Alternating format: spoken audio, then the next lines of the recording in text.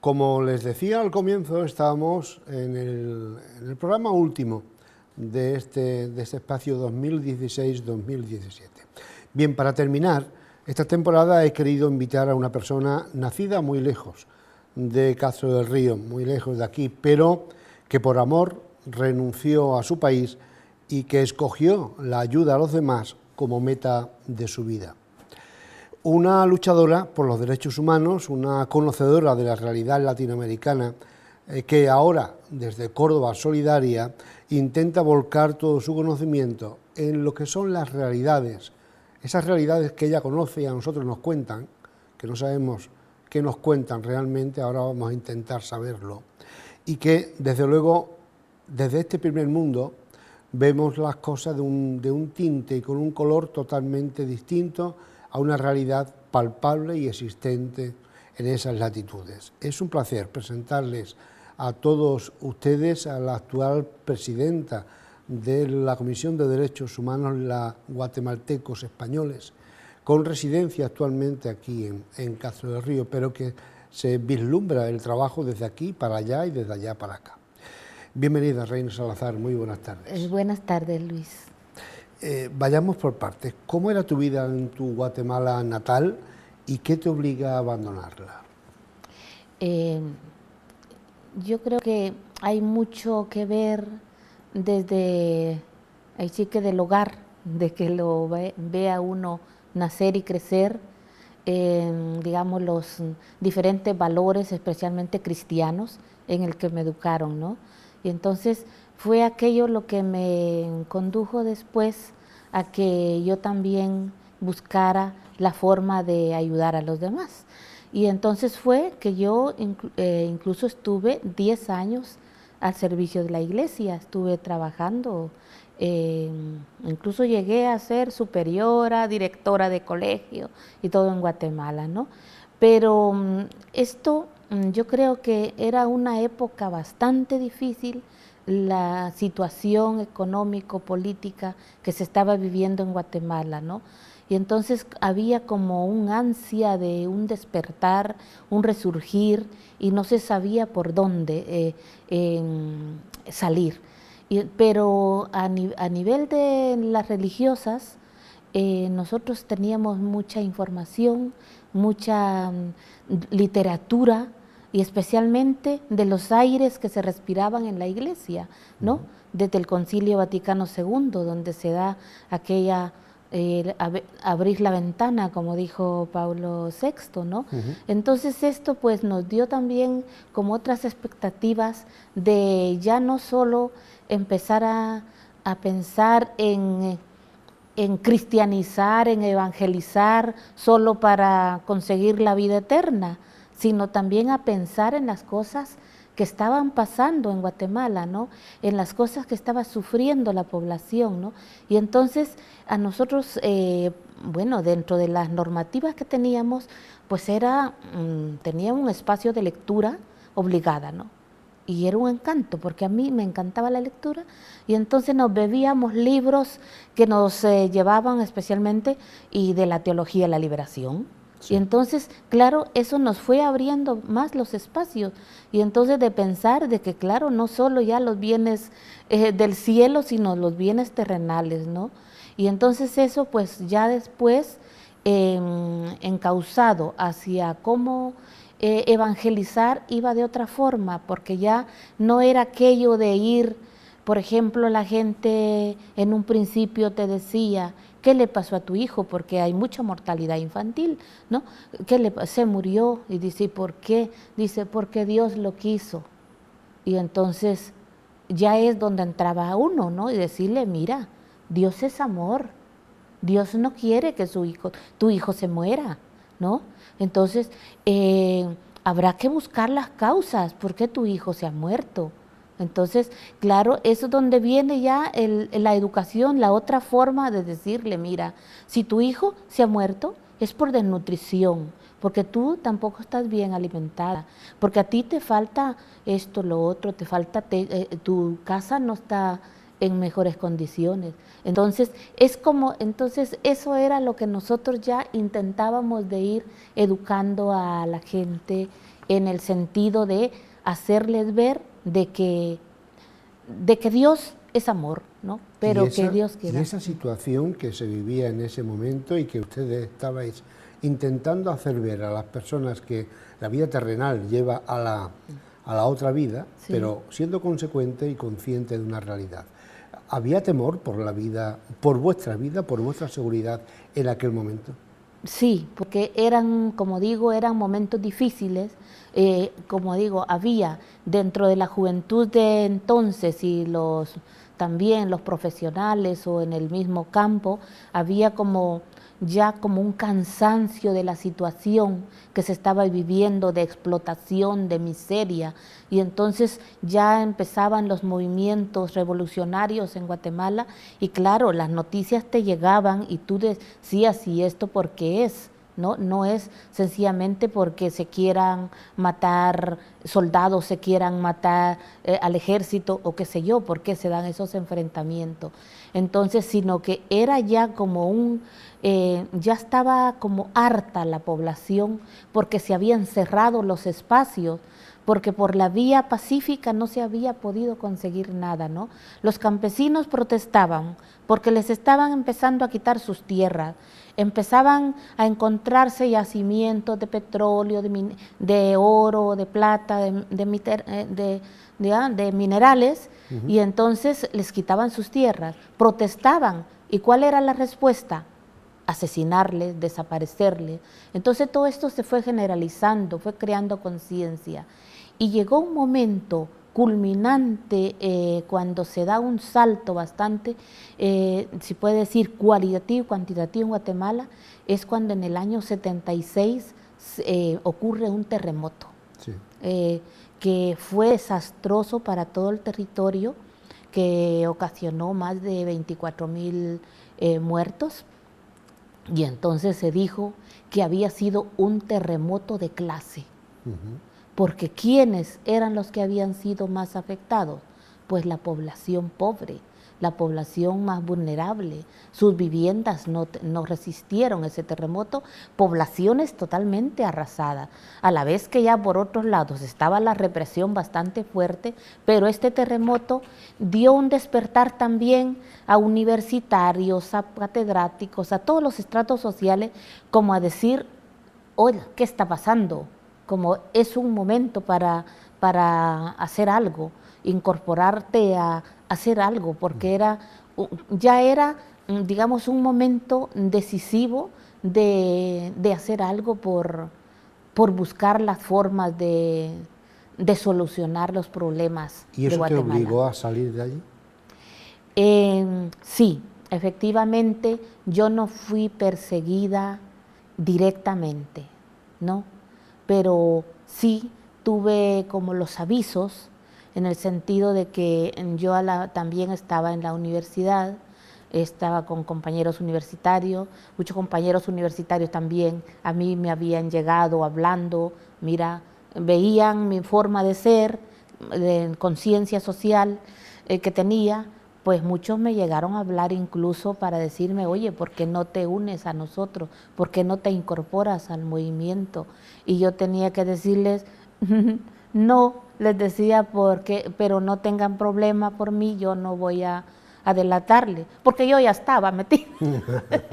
Yo no podía decirle porque yo ya estaba, y era parte de mi estrategia de decirles, yo me alegraba lo más hondo de saber que no solo yo, sino que había como un florecer, y eso fue a nivel de la universidad que se da, ¿no? Y entonces empezaron a desaparecer compañeros universitarios, compañeros estudiantes y de todo. Y entonces fue como un aviso que yo, siendo directora de un colegio, a mí me dijeron, Reina, tienes que dejarlo, ¿no?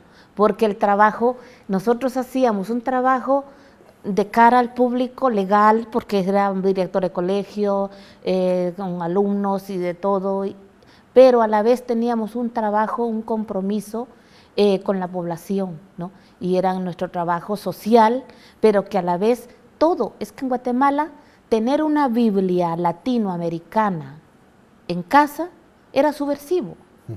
era subversivo, porque esa Biblia abría los ojos, ¿no? Esa Biblia, no sé si la conoces, pero es una Biblia que te hace abajo los comentarios, te habla el texto concreto de lo que, ¿no? Bien, La Biblia sí, y normal, después lo explica. pero abajo están los comentarios ya con lenguaje incluso adaptado al pueblo, y entonces es donde te hace las reflexiones, ¿no? Para que, y es que eso se trabajaba mucho, el trabajo en grupo. Bien, esa era la realidad aquella, la que existía en el momento en que tú tienes que tomar la decisión junto a tu pareja de salir de allí. ¿Y cuál es la realidad actual? Pero no la que nos cuentan, ¿cuál es la realidad actual? De Guatemala. De Guatemala. De Guatemala. Bueno, fueron como diferentes momentos tan difíciles, y yo creo que de esos momentos yo llegué a España hace 34 años, ¿no? Y estaba en pleno, se puede decir, conflicto armado, quizá cuando se escribieron las peores páginas de la historia de Guatemala, que fue cuando el general Efraín Ríos Montt en el año 82 entró por un golpe de Estado, tomó el poder junto con otros 2 militares, y entonces fue cuando se escribieron, en realidad fue cuando se dieron las masacres, la tierra arrasada, las desapariciones más intensas, forzadas. Entonces, que actualmente este señor ahora ya está senil, pero está condenado.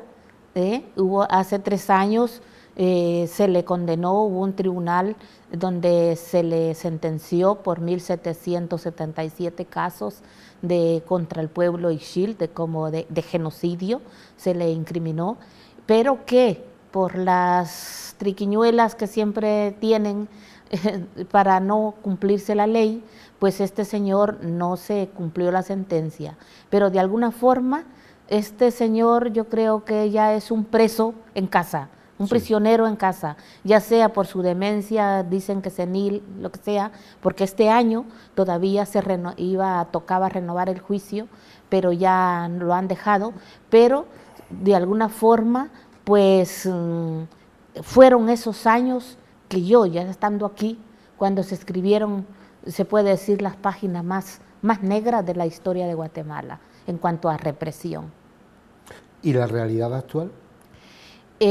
La realidad actual, después de 20 años, porque el 29 de diciembre del año 2016 se cumplieron 20 años de la firma de los acuerdos de paz, que después de un largo periodo, más de 10 años de negociaciones en búsqueda de la paz por medios políticos, por medios pacíficos, pues se llega a firmar los acuerdos de paz, que fueron muchos temas que se trataron: derechos humanos, situación agraria, la desmovilización, los pueblos indígenas, en fin, muchos aspectos, acuerdos que para buscar la vía pacífica de Guatemala, ¿no?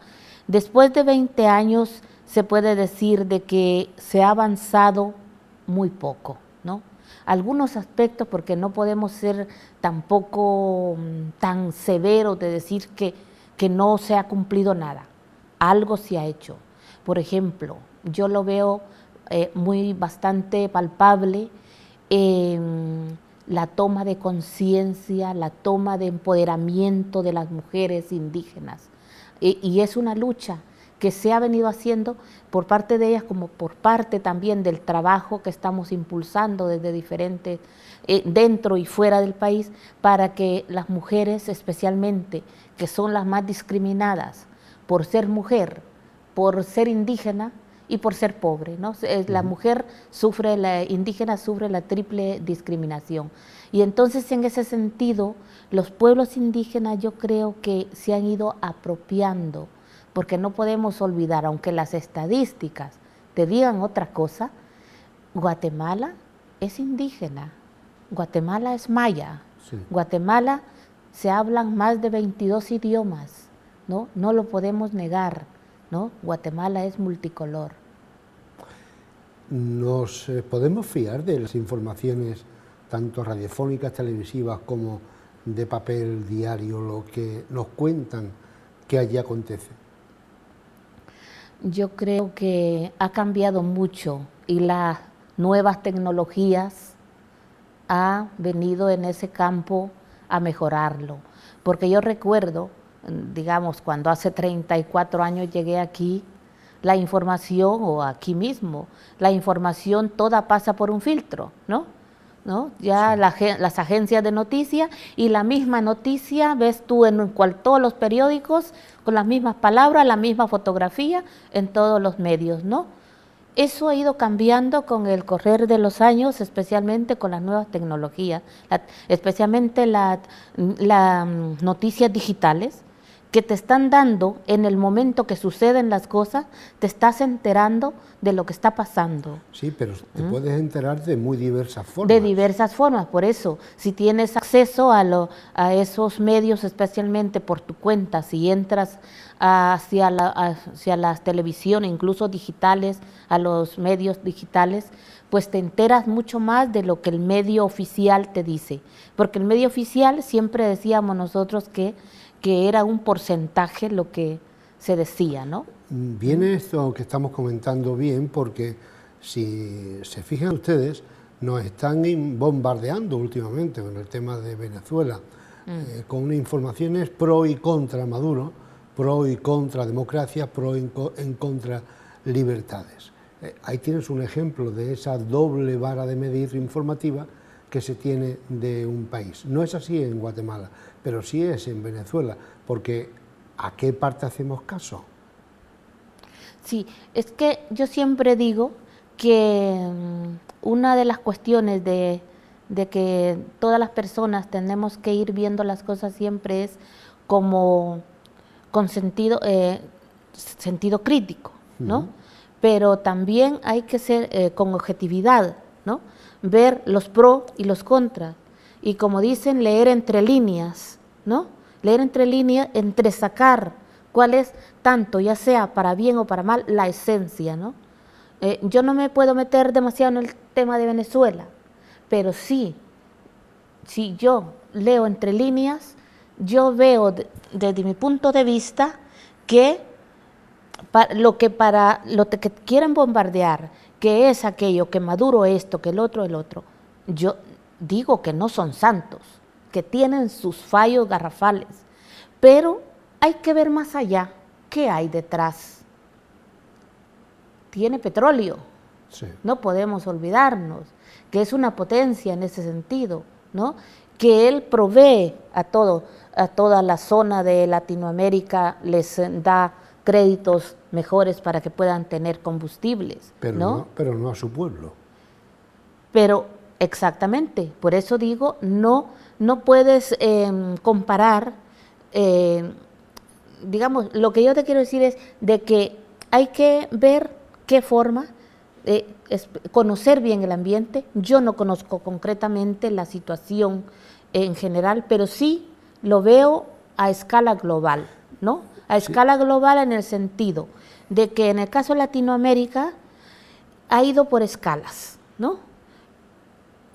Países, lo que se llamaba en el grupo del ALBA, ¿no?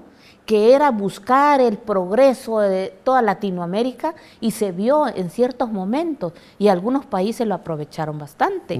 Bolivia, por ejemplo. Bolivia, Ecuador, Chile, por ejemplo, siempre Chile se dice uno de los países que no hay la diferencia que estás en Europa, estás en Chile, ¿no? Incluso Santiago de Chile, ya no dicen Santiago, dicen Sanhattan, porque los edificios y todo de Manhattan, sí, es así. Y entonces dice países que van para arriba, pero ojo, puede estar también en peligro que pase lo que pasó aquí, porque los mismos que hicieron que aquí cayera la economía son los que están construyendo, edificando y de todo, enriqueciéndose aquí allá. Decimos poderosos caballeros, don dinero. Exactamente, ¿no? Donde entonces va el dinero, está la podredumbre asegurada. Sí, claro. Y entonces lo que pasa es que se han ido, como al decirlo así en palabras concretas, se han ido cargando a todos los países del ALBA, ¿no?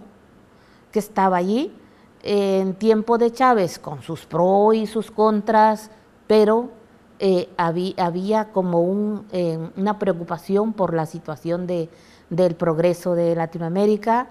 Estaban Argentina, estaba Brasil, y entonces, que no digo que no tengan problemas de corrupción, pero hay que verlo también desde el otro punto de vista. Indudablemente. Desde el otro punto de vista. Si el sacar Venezuela es para hacer una comparativa. Sí, con Guatemala. Con Guatemala desde el punto de vista informativo. Vale. Desde el punto de vista de cómo nos están bombardeando informaciones interesadas por ambas partes para que tengamos una visión totalmente defectuosa de una realidad que es la que vive el pueblo y es la que vive la situación.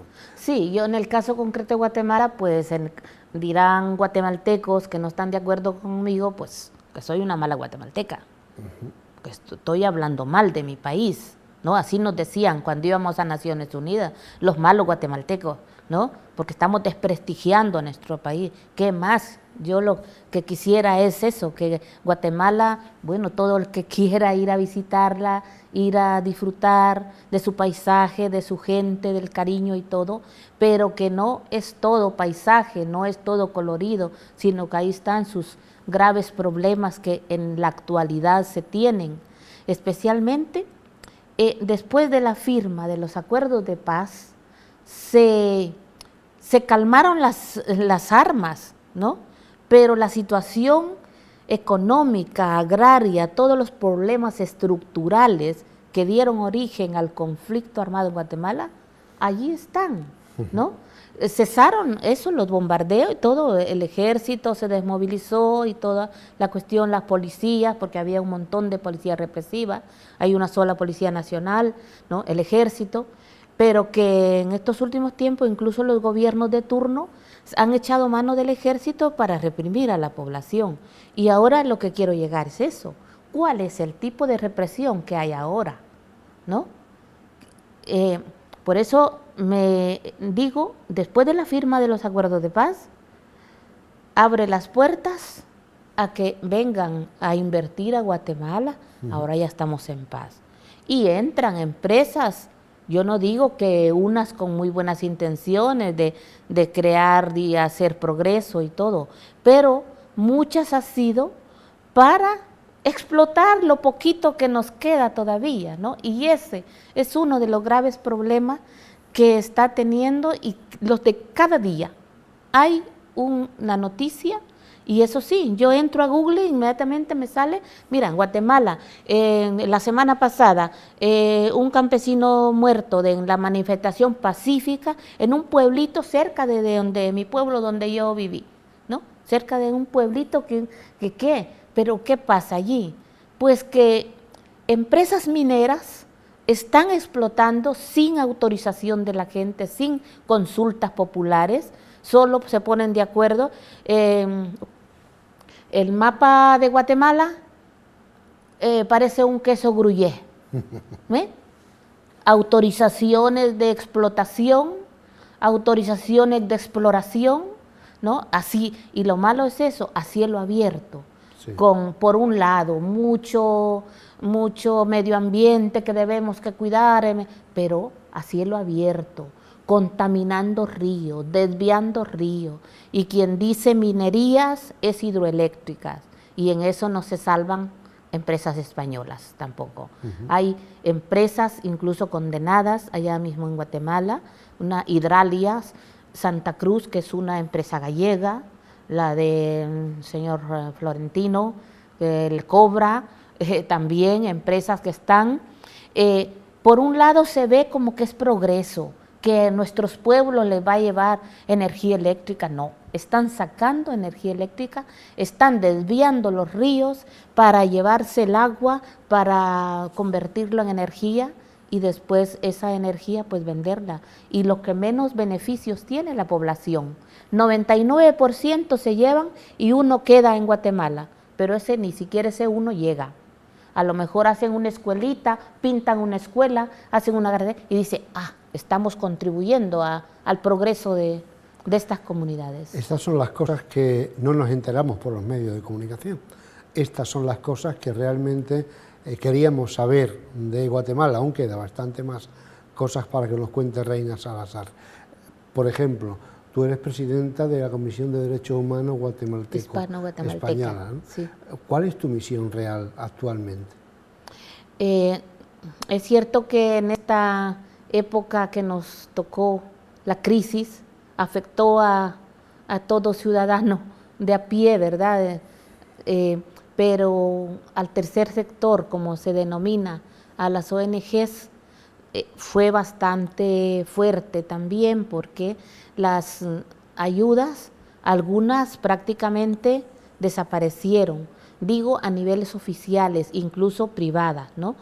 Antes las empresas privadas, los bancos y todo, tenían convocatorias de cooperación al desarrollo, y yo digo, porque nosotros, por ejemplo, con Caja Madrid, con Caja Fundación El Monte, un montón de empresas así que bancarias que incluso nosotros concurrimos y se hicieron muy buenas cosas, ¿no? La Caixa, ¿no? La Caixa todavía tiene convocatorias, ¿no? Pero a niveles oficiales también, o se han quedado muy simbólicas, ¿no? La cooperación española, en el caso de que cuando antes invertían, digamos, 5 millones por país, ahora son 5 millones casi lo que disponen para todos, ¿no? Entonces están dando, y es contradictorio, ¿no? Porque por un lado se hacen unos planes directores muy estudiados, muy elaborados, ¿no? De la lucha contra la pobreza, el ciudadano, el ser humano primero, o qué sé yo, tantas reuniones internacionales, el Acuerdo de París, Acuerdo de Busan, que la armonización, que la transparencia, se dan mucho que todo hacerlo con transparencia, pero después a la hora de la verdad, las ayudas se quedan simbólicas, ¿no? Vía ONGs. Yo no digo que no vaya también vía bilateral, ayuda de gobierno a gobierno o a través de sus mismas empresas, ¿no? Por ejemplo, va Iberdrola o va Unión Fenosa a Guatemala y a veces a eso le llaman también ayuda al desarrollo, ¿no? Y entonces también por esa vía, pero lo que ha ido muchas veces directamente a los gobiernos es tremendo por la corrupción en nuestros países. Entonces, mira, en este caso tenemos 2 presidentes en la cárcel. Solo ahí podemos ver el nivel de deterioro, de corrupción, pero a la vez de lucha también de la gente por...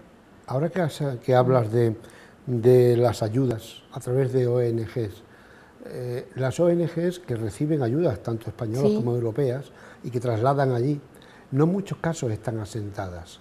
Me estás diciendo de la corrupción, pero ellos controlan que esas ayudas, por poco que sea, realmente sea distribuida entre la población, y cuando hay que condenar, por ejemplo, a cualquier persona o entidad, o presidente en este caso, que es un corrupto, están en primera línea denunciando esa situación o se callan para poder seguir, digamos que, voy a decirlo claramente, chupando del bote. Sí, sí, es tremendo esto.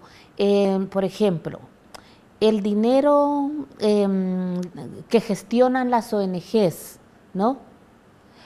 Realmente te puedo decir que llega a la población, que se hacen cosas, pero no deja de ser, digo, pequeños parches, pequeños parches, porque realmente los que tenían que contribuir, que lo nuestro solo sería como impulso y después el gobierno retomar en sus planes de desarrollo, retomar, digamos, esa situación, aceptar esas ayudas y eso.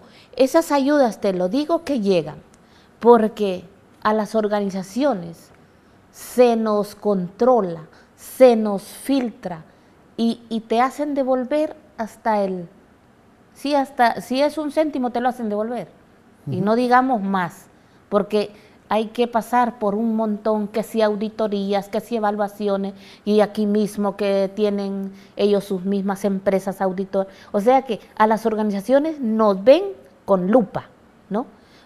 Ojalá así lo hicieran con los gobiernos, porque si no, no se desviaba tanto dinero, ¿no? Claro. Porque tanto dinero se ha ido para, por ejemplo, los presidentes, vicepresidente y vicepresidente anterior están en la cárcel. Y la vicepresidenta incluso la reclama a Estados Unidos, la van a llevar a una cárcel, a extraditar a Estados Unidos, porque también estaba metida en narcotráfico. Y entonces allí es donde uno dice, ¿no? Por un lado, la población, porque las protestas, allí es donde vemos las organizaciones, sociedad civil, impulsó muchas campañas hasta que echaron al presidente, ¿no?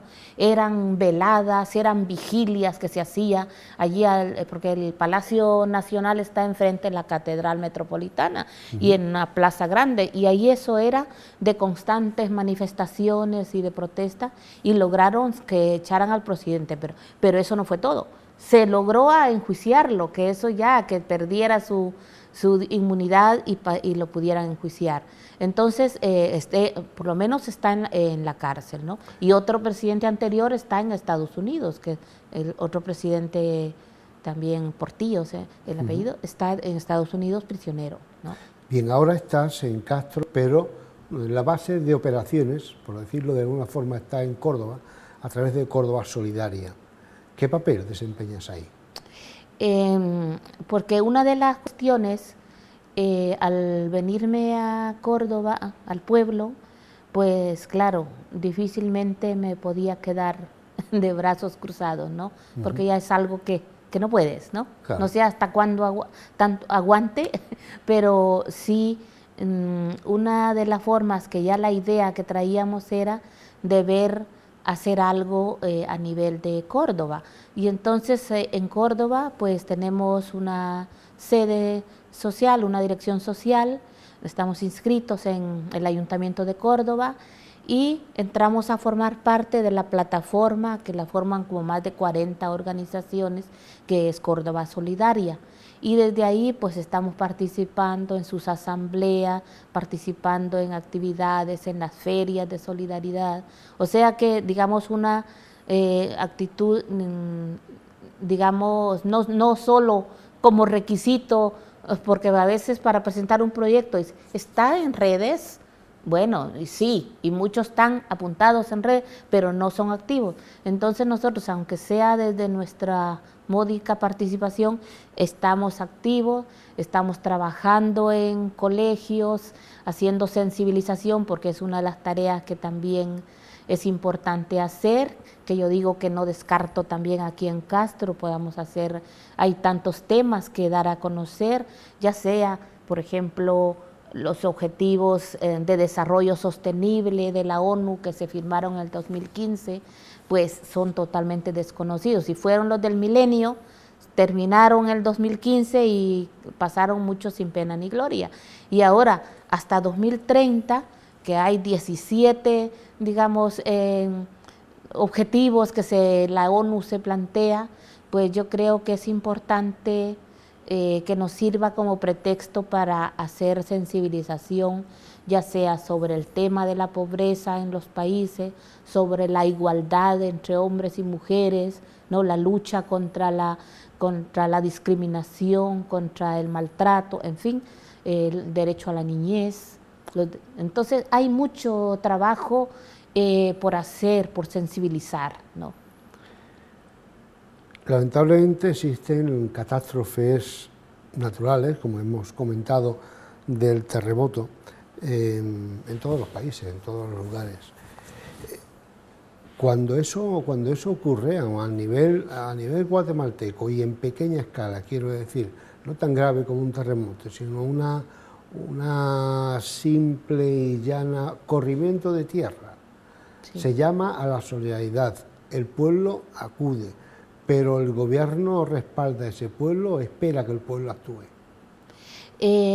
Sí, mira, desde las catástrofes más grandes que ha habido, por ejemplo, en el año 98, estaba haciendo cuenta de cuándo hace que yo estuve aquí en la tele y que yo creo que fue Por ese en el tiempo. año 98 a raíz del huracán Mitch, Sí, que efectivamente. arrasó, que fue en Centroamérica, hizo bastantes estragos. Y me acuerdo que hicimos una campaña a nivel de la iglesia, de la televisión y todo, para la búsqueda de recursos, ¿no? Entonces, hay una comisión de parte del gobierno que se llama Colred, que es comisión de ayuda de desastres, ¿no? Y entonces esa es la primera que se pone en marcha cuando sucede una catástrofe, aunque sea de poca intensidad.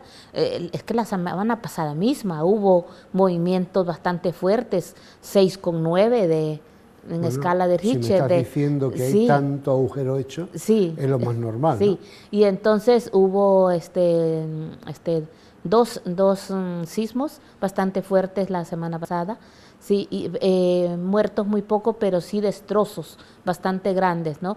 Entonces lo primero que se pone en marcha es la Colred, que es la Comisión contra los Desastres, ¿no?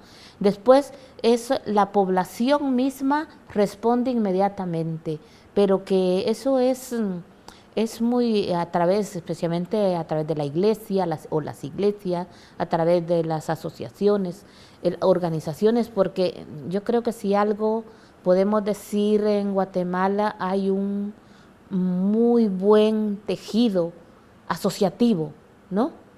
Desde las comunidades indígenas que ya están organizadas en comités de desarrollo locales, ¿no? Antes que era así comité del agua, que comité de escuela, ahora todo está en un comité que se llaman COCODE, se les conoce que eso es de los frutos de los acuerdos de paz, ¿no?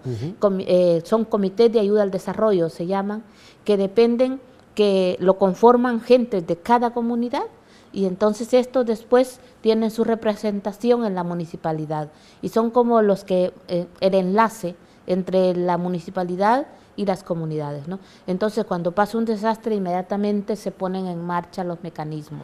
La cuestión es esa de que claro, un país tan pobre como Guatemala pues se va ganando, porque ya antes un terremoto y hacía destrozos, pero la gente dentro de sus limitaciones, la migración especialmente hacia Estados Unidos, que es la mayor parte de la población que ha migrado, a España no mucho, pero a Estados Unidos especialmente, lo primerito que mandan, dinero que mandan es arreglar la casa, ¿no?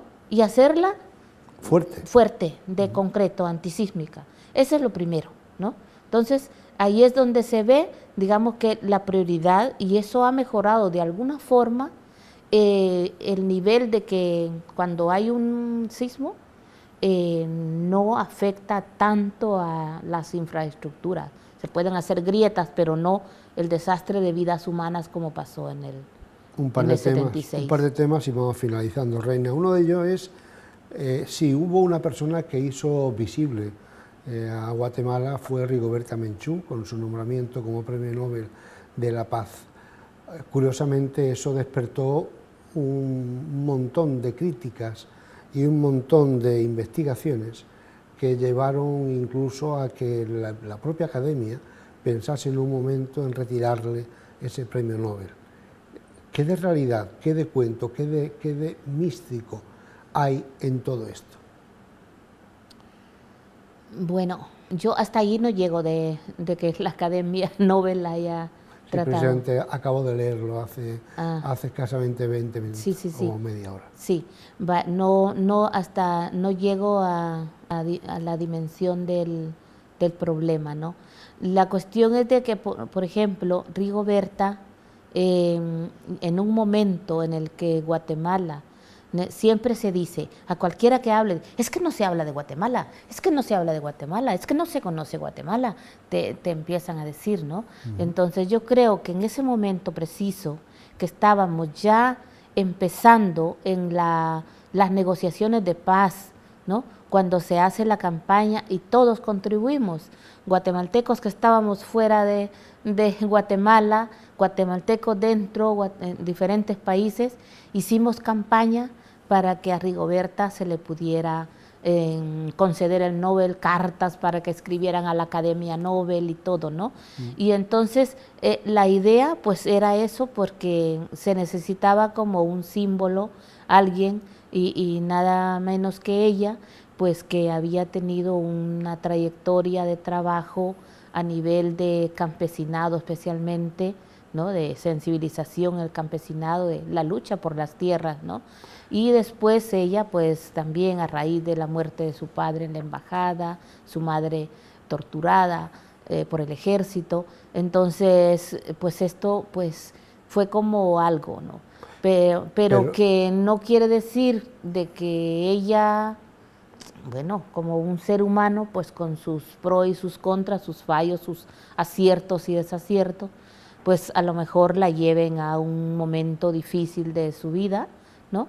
Y aunque sí, en temas, ella al ver entrado en la vida política, ver conformado su mismo partido político, ha concurrido, una vez concurrió a las elecciones como cabeza de lista, no con mayores, porque como digo, hay mucho partido de izquierda en Guatemala, entonces es difícil, y entonces se diluye mucho el voto, ¿no? Entonces tienen una representación parlamentaria, su partido, junto con lo que queda de lo que fue la guerrilla, el partido de la guerrilla, que es su RNG, Unión Revolucionaria de la Oposición Guatemalteca, y entonces en el partido RNG, pues allí confluyen conjuntamente, han confluido estas últimas legislaturas conjuntamente con el partido de Rigoberta, ¿no?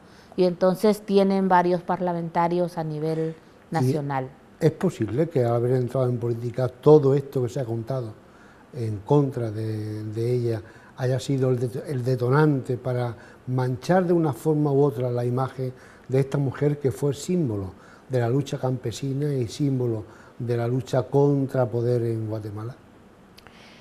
Pues no lo sé hasta qué punto, porque también ella a nivel personal, pues sí, tiene sus propios negocios, ¿no? Entonces no sé si vaya por allí, o a veces también hay que verlo desde un punto de vista. No podemos olvidar lo que yo decía al principio: Guatemala es maya, Guatemala es multicolor, Guatemala son 22 idiomas, y en Guatemala, si sobresale un indígena, pues no creo que vayan a querer que sobresalga los discriminadores de toda la vida. Entonces, ella, me acuerdo yo, cuando el Nobel fue objeto de chistes así de muy mal gusto, ¿no? Sí. Entonces todo eso hay que verlo desde el punto de vista de la discriminación, ¿no? Entonces yo pienso que sí, no sé qué momento esté pasando, pero sí preocupa en ese sentido, porque es una hermana más, ¿no? Una guatemalteca, una indígena más, y en el sentido de que, bueno, de alguna forma, si ella fue un símbolo, pues de alguna forma ha abierto las puertas a que se pueda hacer más trabajo por las mujeres en Guatemala, se pueda seguir trabajando. Yo, como siempre digo, si somos 14 millones de habitantes y casi la mitad son mujeres, digo, mira, 6,5 millones de Rigobertas también están luchando en Guatemala y no son famosas, pero que lo están haciendo a través de diferentes espacios, ¿no? A través de la música, a través del arte. Hay una película que se llama Ixcanul, que si la entras en internet la ves, y son dos chicas, una señora y una chavalita guatemalteca, indígenas, sin ser grandes actrices, pero han hecho un papel desde la vida misma, contar su historia, contar su vida, que es muy, muy buena. Esta mujer que les he presentado tiene muchas más cosas que decir, pero el tiempo en televisión es finito y aquí se va a terminar esta entrevista, lastimosamente, pero si ella no lo permite vamos a seguir invitándolas en otro momento, porque queremos no saber más, sino queremos ayudar más, si puede ser, a ese pueblo guatemalteco. No sé de qué manera, pero desde luego nos vamos a poner a su disposición para intentar ayudar en la forma que sea posible para que ese pueblo tan masacrado en tiempos, como otros muchos latinoamericanos, pueda ver esa realidad que se esconde debajo del suelo en muchos casos, que es propiedad de unos pocos para que sea repartido en todos los que forman ese país centroamericano. Muchísimas gracias, Reina Salazar. Bienvenida, buen trabajo y gracias por conocerte. Gracias, Luis. Hasta otra.